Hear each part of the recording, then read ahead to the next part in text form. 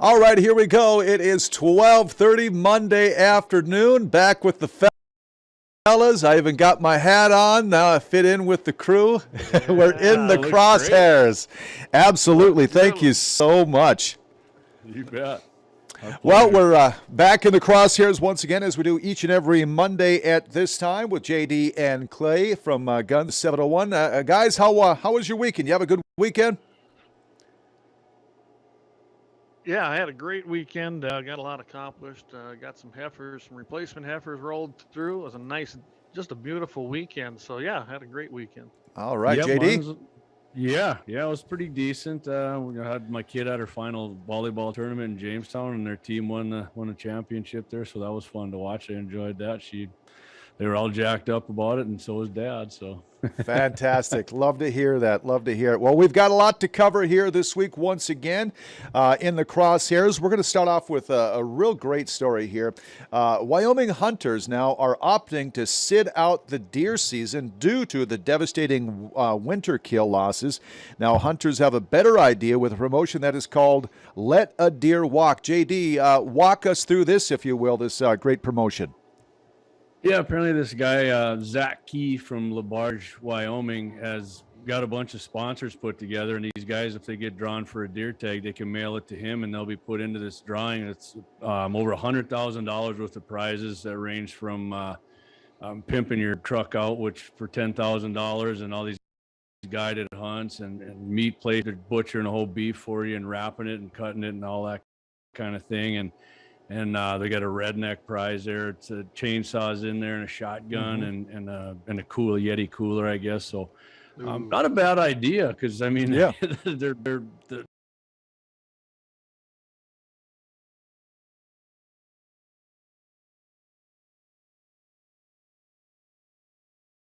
where the main herd there, they said it's 30,000, and that thing's been cut in half, Jay. So I'm glad he's doing something like this. Actually, I mean, I Super Bowl deer Sure. season, and I'd hate not to do it if I had a tag. But I mean, if it's down like that, I'd probably do it if I was there. Clay, do you think something like that would work in North Dakota? Of course, we just read today that 53,000 licenses are available. That's down 10,800 from last year. I mean, it's not probably as bad as what Wyoming is. I think the last time it was this low was 2016. But if it gets any lower, do you think this is something that North Dakotans should maybe adopt? I like the idea. I guess they get a little something for it. I'm not quite sure. I was reading through the deal, and it said it's going to help raise money for Wyoming Game and Fish too. So I actually made a call. I know I didn't tell Jamie this. I did this here this morning and talked to the LaBarge Activities Committee. They didn't know how that would work either, because I don't think they're. I mean, whatever. It don't really matter to me. I think it's a great idea. If you've got that kind of winter kill, and I know we've got a lot in North Dakota as well, I think it'd be a great idea. At least you could turn your tag in. You've already paid for it. Who Yeah. knows? You might win a little something. It's kind of like going to any kind of an NRA event or something like that. You're going there to support the cause, and if you win something, that's just Yeah. gravy on it. And so, yeah, I love that idea. I think it's a great idea. Yeah. Well, Jay, and the unit I hunt in, where my family's landed, is 3B2. Last year there was 300 antlered mule deer tags. This year there's 200, and last year there was 400 antlerless mule deer tags. This year there's 100. So I mean, the tags are way down in our unit as well. And I mean, on our Okay. specific property, I mean, like I told you before, it looks a little down, but not that much. But overall, I guess they cut it back. So, it's JD, it's good, I guess. remind me on this story. Is this you're of course applying for your tag, and you probably have to do it before June or something. I think June 7 is at least North Dakota, so I'm assuming it's before then or right around that time. So you would have to turn your tag in before the season starts. Is that correct? I'm assuming, right? Yeah, I think I read is August 8th or August Okay. 1st is their deadline to get your ticket mailed in. Yep. Okay. Yeah. So if you get drawn, mail. And then this guy who's doing it, I guess he's still taking his kid hunting, which, okay, that's fine. They're just kind of worried about people shaming people for doing it. And I did actually look on their Facebook page, and there was, I think, one guy, and he didn't get razzed too hard. Somebody said something to him, and the other people were just kind of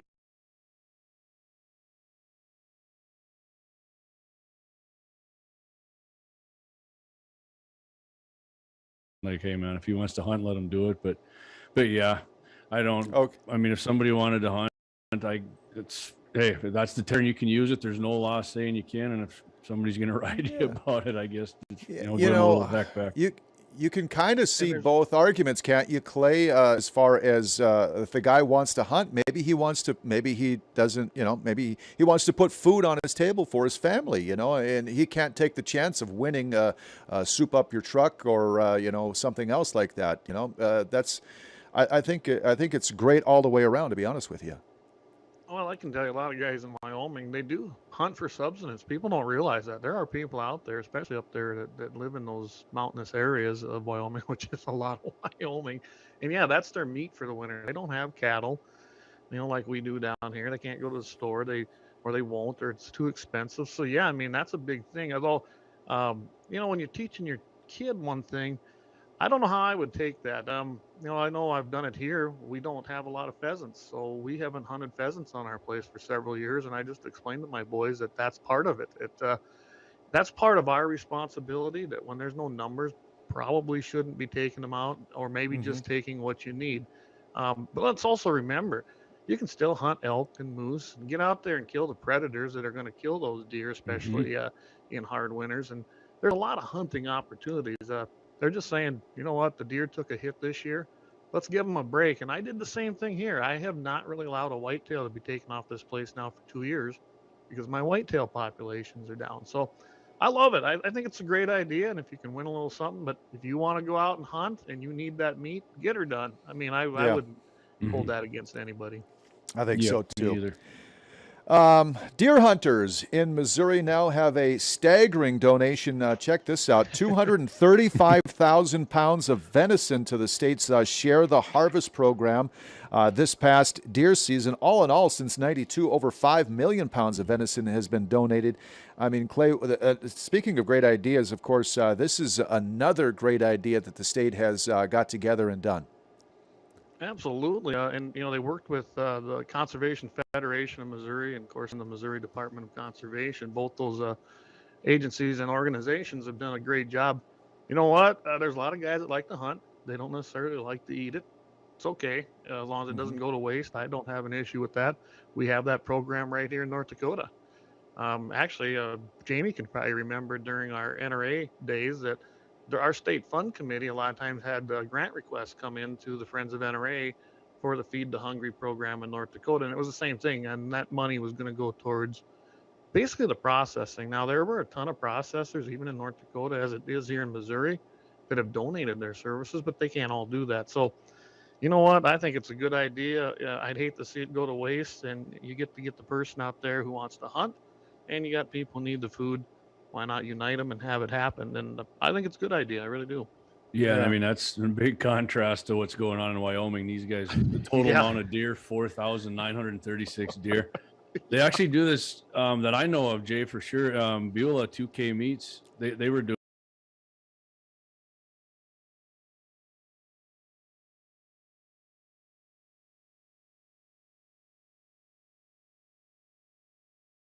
it there. But and a little bit on the last story, I forgot I was going to tell you about too. Every year when I apply for a buck tag every year, and my second choice is a Billy doe, and I very seldom do I ever kill that doe. I just kind of, I mean, I eat 30 bucks. I don't get anything out of it, but I just do it to kind of help preserve the herd there. Because if you kill a muley doe, you're killing her and then her fawns that she has that spring. So you're essentially taking out 3 deer with 1 doe. So, but yeah, the Feed the Hungry program's good, and I think 2K Meats does that every year actually. And I got usually my dad will take the meat. I'm not a big deer. I mean, if you get, I will say one thing about bow hunting: if you kill a deer during bow season or youth season, the deer taste far better than when they're rutted up and they're breeding season in November.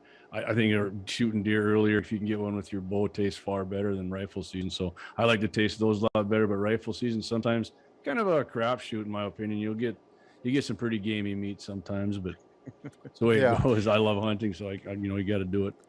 Well, one thing I really like. Oh, go ahead.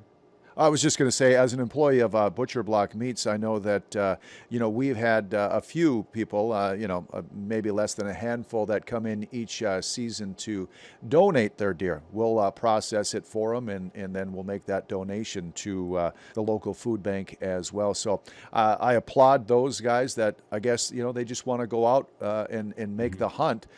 They're not in it for the deer itself, but I'm glad that they will make that donation, because even one deer goes a long way to helping feed folks in this community. So I got a question for you, Jay. If people turn deer in there, would you like it better if they bring it in, if they actually kind of take the hose and get most of the hair off that, or don't you guys really care? Yeah, I would think it'd be better. It would be a lot better, yeah. And over the years, yeah, over the years, we have a guy, because it used to be we didn't like to skin the deer right there, because we never did, actually. We would do it outside, away from, of course, where we would process and stuff like that. We never batted it back in our shop. So nowadays we have a guy that actually does it for us. It's one of our employees. He just does it at his own personal property. So he'll take the deer, skin it there, and then bring it in, because we just don't want any of that contamination whatsoever, deer hair, at the processing plant. Yeah, awesome.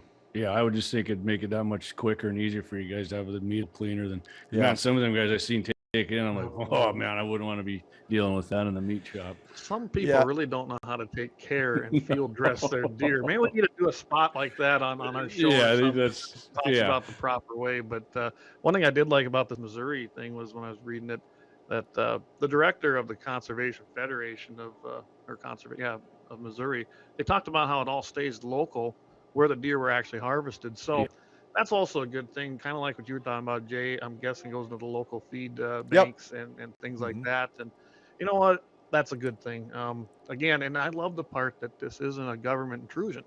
It's people that are doing it privately mostly. They're getting out there and taking care of the situation themselves, because we can do it. We absolutely Well, they're actually working. Yeah, the Missouri Department of Conservation. They're actually working with them. Yeah, they're actually working with them. And they got a number of entities along with the conservation department. They cover everything, the meat processing and everything. Bass Pro, Feeding Missouri, and its insurance company, and others that help pay for all the fees for it too, which is awesome. Absolutely, it's a good thing to see. It really is. Yeah, I think it's awesome. All right, let's turn to another topic here. Florida Representative Matt Gaetz and Oklahoma Senator Mark Wayne Mullen now are proposing a national stand your ground law against attackers. My question, JD, I guess maybe not all states already have this law in the books. Is that correct? Yeah, a lot of them have the law where it's your duty to retreat, which is one of the main reasons these two guys want to get rid of that kind of thing, a duty to retreat. Gaetz was the chairman of the Florida House Criminal Justice Committee before, and he had hearings on that, when all these, calls to repeal that statute, actually, from years ago. I think it started, they wanted it repealed after the thing with Trayvon Mullen down there. I think that was, was it Trayvon? It was Trey, yep. Trayvon Martin. I got Mullen. I got the guy's name in my head from the story. But yeah, I don't know. I think, why should you have to retreat if somebody's attacking you or is trying to commit harm on you or invade your house? I don't care. They want to make this outside of your home. A lot of these places have it inside your home, but you still have to retreat. But Gaetz wants it, and Mullen wanted nationally, so you don't have to retreat anywhere, which it empowers a criminal, and it just makes them want to do it, because then if you do something to them because you're like, I'm not going to take this anymore, and something happens and then the person gets killed, was kind of like what has happened in the New York subway. Then guess what? The guy who defended everybody and himself is the one who gets in trouble. These people aren't worried about consequences for beating up people, taking them, raping them, killing them. In fact, they don't care, because their consequences are nothing or meek. And once the victims start becoming, defending themselves again, I'm not saying it's going to stop it, but it's going to put a huge dent in a lot of this crime that's happening across the country. That's my opinion. I don't think it's ever going to change in places like New York. It's just their mindset there is the victim mentality. And I don't know why they take the side of these criminals, but they do. But I really hope this goes somewhere. I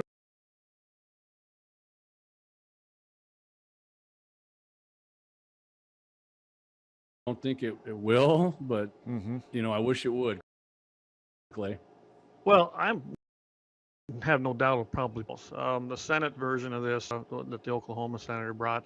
I don't have a lot of hope there. You got Chuck Schumer, who uses his big bully pulpit to push, gun control at every step. Yeah, he'll never be on board with He's it. a Schumer. leftist, anti-Second Amendment, anti-American, as far as I'm concerned. When you don't support the Constitution, you don't support America. But as far as standing your ground, up until 2019 in North Dakota, we had this same thing. Mm-hmm. It was a duty to retreat, and that's the most insane thing I'd ever heard of. You were there when I testified, and you testified in that same committee meeting.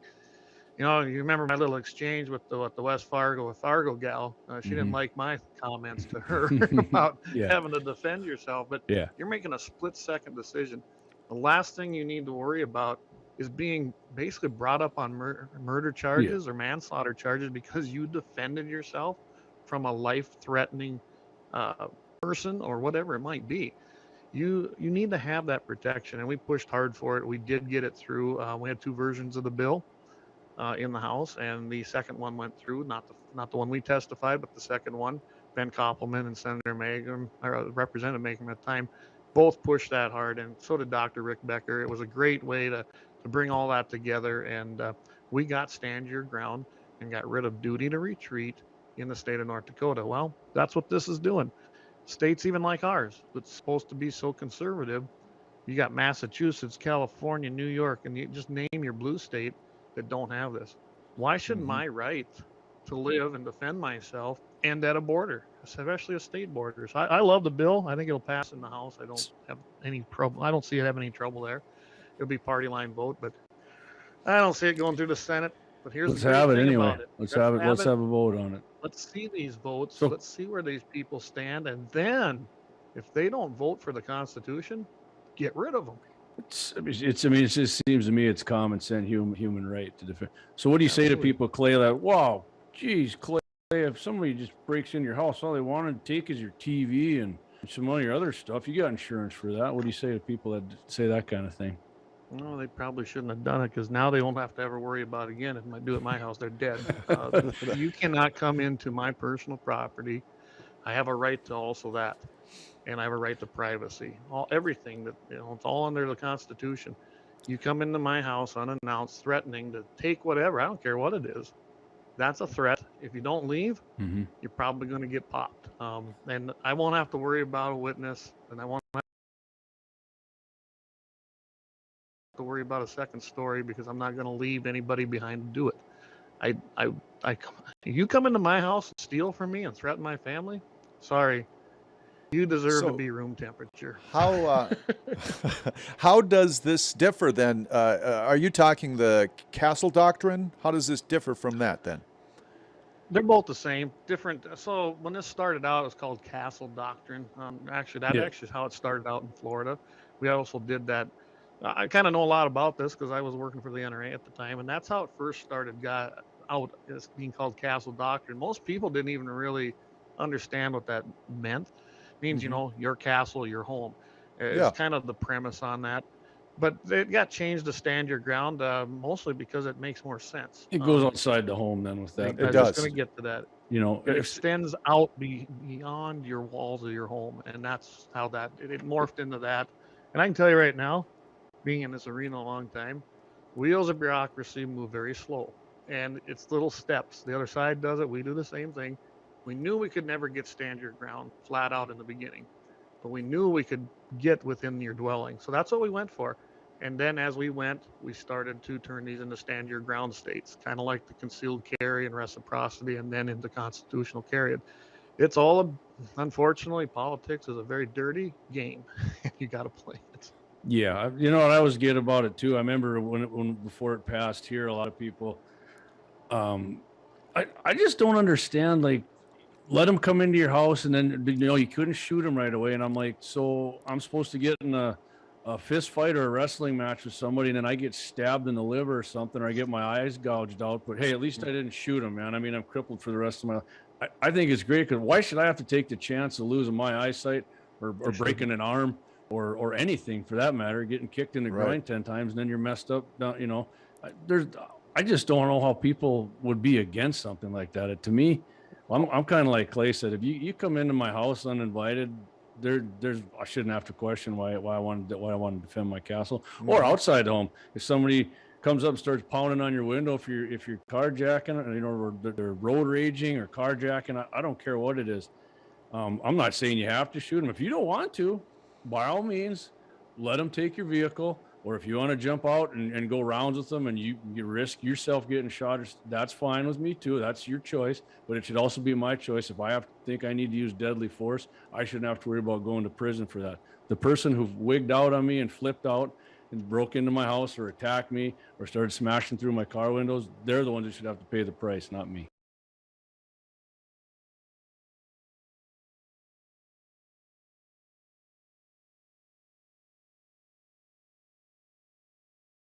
And Yeah, I'm kind of told us all he wanted was, you know, see if you had a little extra money laying around, and he was going to steal your microwave, and your window was right there. It was easily open. You weren't that high. You could have retreated and jumped out, but you chose to instead harm this poor individual who was just looking something, you know, but not anymore.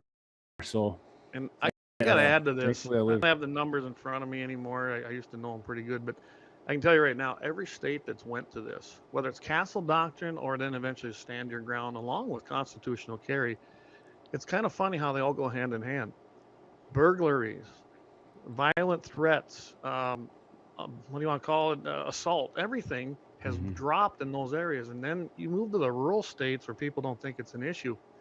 The big issue here is you take like our place, over 3,000 acres. So now it extends to my entire property. And I do run into some pretty bad people when they're out hunting and they think they have a right to be on your land. I'm telling you, they're armed. And some of them, if they're willing to poach, they're willing to trespass, pretty sure they don't care other laws as well. And it can get into some pretty heated discussions and confrontations. And I can tell you right now, when you're armed, especially openly, it defuses things in a hurry. And I've had to do it. It's too bad that I had to, but those are the bad apples. I don't hold every hunter responsible for that, but that's what you run into out here. And if I have to call somebody for help, it could be 30, 40 minutes before anybody showed up. So stand your ground was a huge thing in the state of North Dakota, just on that premise alone. Sure. Yeah. I agree. I grew up in a rural community myself, and my friends were all farmers, and they had a lot of issues with people breaking into their machinery at night. Maybe they left it in the field or whatever it might have been, or stealing gas or stealing tools from their shop or whatever it might be. So that's good to know. All right, let's talk about number 4 today. If you're planning a trip into bear country, and who isn't planning a trip into bear country, right? Yeah, you're going to need. Not as often anymore. We've been talking about bears a lot, so I figured this would be a good one to tie in with it. So. Well, maybe Leonardo DiCaprio in that movie, that was a very good movie, by the way, he should have had one of these guns. Let's talk about some of the best firearms on the market for defense against bears, except for, I guess, Leo's gun he had at that time, whatever it was. I don't know what kind of gun he had in that movie, but it didn't work out quite well for him. Too bad it didn't look nothing like Hugh Glass or down here on the Missouri River where I live, where that took place. Yeah, Clay actually lives right by. There's a monument there. The first time I went down to his place by his river or lake cabin there. Yeah, I was like, wow, I seen a monument. Hugh Glass was here. Yeah, it was. Yeah, Clay, we did a story on our live stream about that, didn't we, Clay? But we did, anyway, stick to the. Yeah. So yeah, Jay, this guy's got from Great American Outdoors what he recommends. I'm not going to totally agree with what he's got here. I know his first two, he's got a Remington 870 and a Mossberg 500 shot, which are basically the same thing. Different model. I've owned both of them. 18.5-inch barrels, about between 6 and 7.5 pounds with a 12 gauge. You're gonna have to shoot a slug because a buckshot. I mean, didn't we talk? This is what we were talking about. That guy in Canada. I said use that 20 gauge slug, right? But then they arrested the guy. But that's in Canada. But I think that'd be all right because you could put it on your backpack. Put a what do you call them, Clay? We were talking about it, not a sheath, but like a scabbard. Just to put it right to your backpack so you could easily. I mean, I wouldn't go with a full barrel shotgun. What are you going to go out hiking with your 26-inch barreled shotgun? That's I think that's kind of a ridiculous thing to carry around. But yeah, I mean, an 18 to 20-inch self-defense gun, it's relatively light, not super heavy. I would be on board with one of those. Clay, what do you think about the pistol variants here he's got? Well, he's got the Super Red Hawk Alaskan. That's just a version of the Red Hawk, built pretty strong. And the 454 Casol, that would probably be my choice if I had options for that. The 44 mag is also real good. I can tell you right now with the right bullet structure. And Jamie and I talked about this. Where do you hit a bear? And you're right, Jamie. When I was going out there 20 years ago, the shot was not the shot to take probably with the technology now. And Jamie pointed that out, and he's right. There's a lot better bullets, but I'm telling you right now, if it's a pistol, I think they left out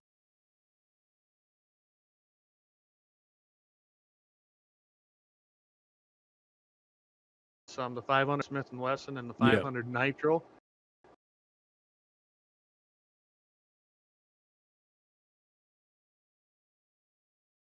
I want a 50 cal. Heck, I might even take I have a Desert Eagle. in a 50 AE, and that's a big slug, and it's meant to do damage. That would probably be my choice today. It's a little heavy to carry, but if you strap it across your chest, like I have a holster for that, it's not that much.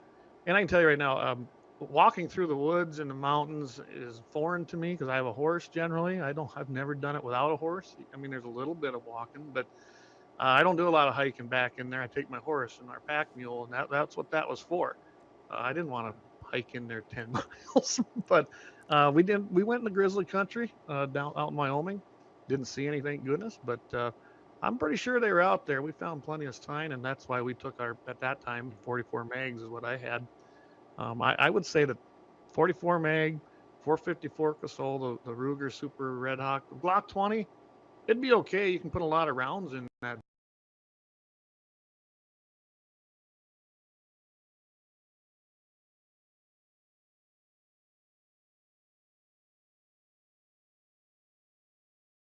Bear. That's what I talked about. Yeah. And 15. But I 10 millimeter, honestly, 10 millimeter, you can hold 15 rounds. So if you miss a couple when you're freaking out, you can still pump them after that. And I got a 10 millimeter as well. Yeah, I shot Clay's. I love that thing. Yeah. I got a man crush on that. I'm 'em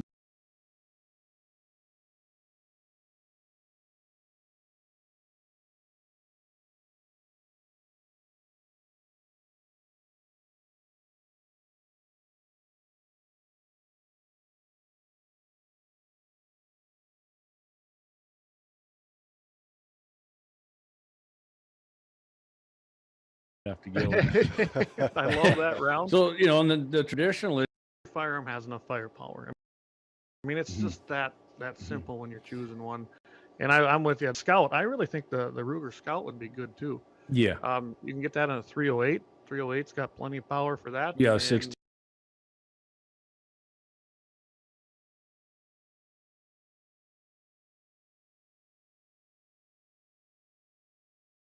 inch barrel, something shorter like that. I mean, something's got to be hand quick.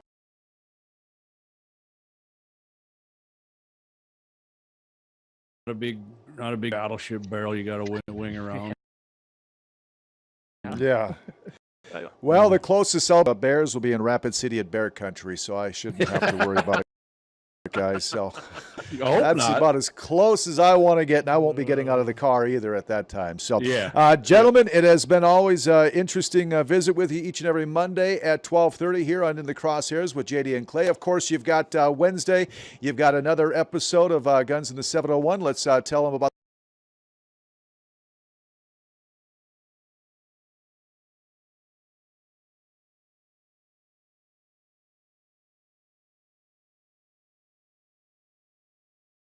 the topics you've got Wednesday night. Yeah, so every Wednesday night, 6 Mountain, 7 p.m. Central. Facebook, gunsinthe701.com. You can catch us there live. I know for sure what Clay and I are going to talk about, Jay. There was a shooting in Texas over the weekend, 8 people. But guess what, Jay? There was also 8 people killed and 11 wounded by, you know what? A guy drove his car in Texas into a crowd of people. Yeah. But all we're hearing about is a gun incident, right? So we're for sure going to talk about that. And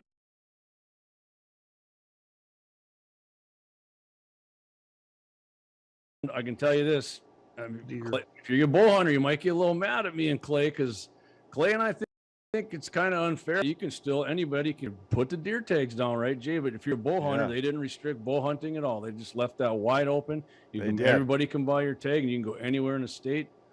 Clay and I don't think that's really fair. So we're going to have a discussion about that come Wednesday night, right, Clayton? Yep, going to be heavy on the deer hunting. So Yep. I think it's going to be a good show on Wednesday. Probably All two right. topics. That's about all. Other than the happy ending, we're definitely going to have the happy ending. Yeah. Okay. And of course, Clayton, you can be heard Friday mornings, right? Friday morning, KFYR 5:50 a.m. with Todd Mitchell on Mitchell in the Morning comes on at 7:40 Mountain and 8:40 Central. We're on there for about 25 minutes. And yeah, we're going to have some great topics there. I'm pretty sure we'll discuss our poll. We're going to do that Wednesday as well. We have a poll right now on the Facebook page. Go take it. It has to do with deer season. Hey, deer tags, they're open. They're ready to be applied for. So we're going to be pretty heavy deer this week.